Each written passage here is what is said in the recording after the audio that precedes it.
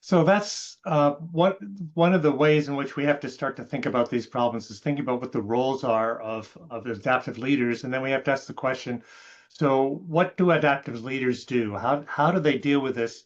Um, and what are the kinds of steps to understanding about this? And this is taken again from Heifetz's book on the practice of adaptive leadership.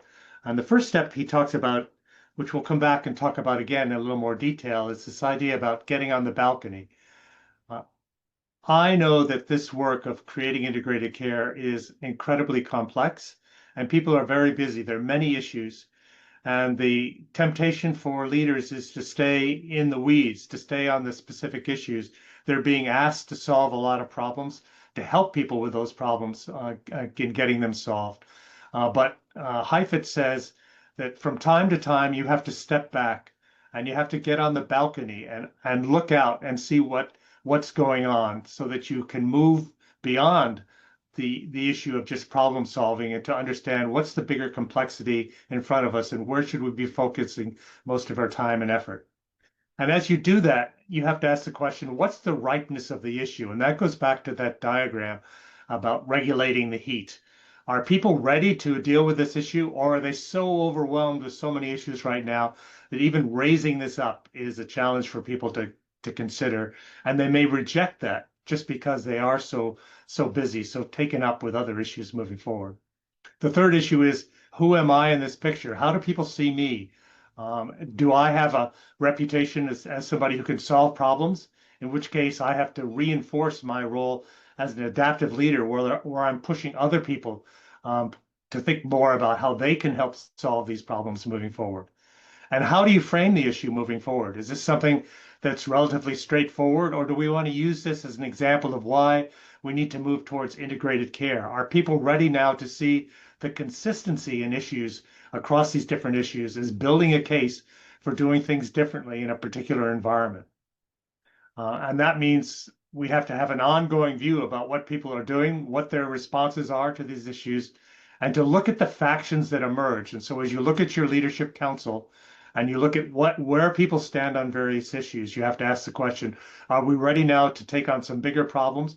Or are we still trying to convince people that they need to have a different view about how to move forward? And then lastly, of course, because other work hasn't disappeared and everybody who's involved in integrated care also seems to have responsibilities to maintain the current system, is that how do we keep this work of integrated care at the centers of people's attention moving forward? So those are complex issues moving forward, but doing this individually and then doing it collaboratively with some of your colleagues on leadership councils or some of the staff that you're working with is a way to kind of keep the adaptive issues at the fore and keep people involved in thinking about this work moving forward. So I want to come back for a moment and think about this idea about getting on the balcony, because if you don't get on the balcony, it's very hard to do the other things moving forward. So we need to get that larger picture, which will inform the types of interventions, the focus of interventions moving forward. And we have Heather Shaw from the Greater Hamilton Health Team is going to talk about this experience of getting on the balcony and how that has helped her. Heather, over to you. Yeah, thank you, Ross. And thank you for the invitation for being a panelist today. So for those who don't know me, Heather Shaw, Manager of Community Health Pathways and System Navigation at the Greater Hamilton Health Network. So over the past 6 months, the GIN, Middlesex, London OHT, and Burlington OHT have collaborated quite closely with a vendor by the name of Streamliners from New Zealand to implement Ontario's first community health pathway blueprint here in Ontario. It's a resource tool designed specifically for primary care providers. So this project has required a lot of rapid decision-making across multiple teams with clinical leaders, operational partners, and digital planners. We've all been working under tight timelines and navigating complex challenges with this work. We've only had 5 months to deliver against key ministry expectations, so the pace has been very fast. The work has been quite dynamic with constant pivots to respond to many emerging needs, making it very challenging to stay in what Ross has described as that productive zone at times. So as a lead for this initiative, I I've had to really intentionally shift between what I define as going off the dance floor, which is a productive zone, where, you know, you're immersed in the details, making decisions and solving daily problems, and having to go out on to what we describe as the balcony, where, you know, I would step away, and try and look at the broader system patterns and team dynamics, from this vantage point. At this point, I could assess where our team was in the operations, where we were in that productive zone, and really identify where those pressures were running really too high and where the momentum was beginning to really slow down. For the community health pathway development, especially in complex cross-sector environments like our Ontario Health teams, I found that that balcony view was essential. It allowed me to really lead and to see the system complexities more clearly. It also really allowed me to recognize where those silos existed, where connections were quite strong, and then where the gaps needed to be bridged during our system planning operations.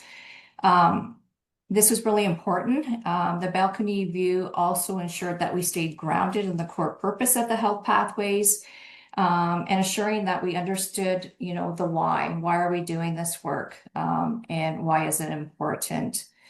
Regular pulse checks with our teams also allowed me to sense what was working, where there were stress points, and where adjustments really needed to be supported during the system planning operations of this work.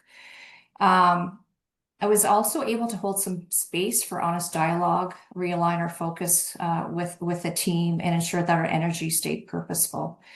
So most importantly, I just want to share that this approach helped keep us grounded in the core purpose of the health pathway work, and it really improved, you know, team dynamics and being able to shift with so many complexities.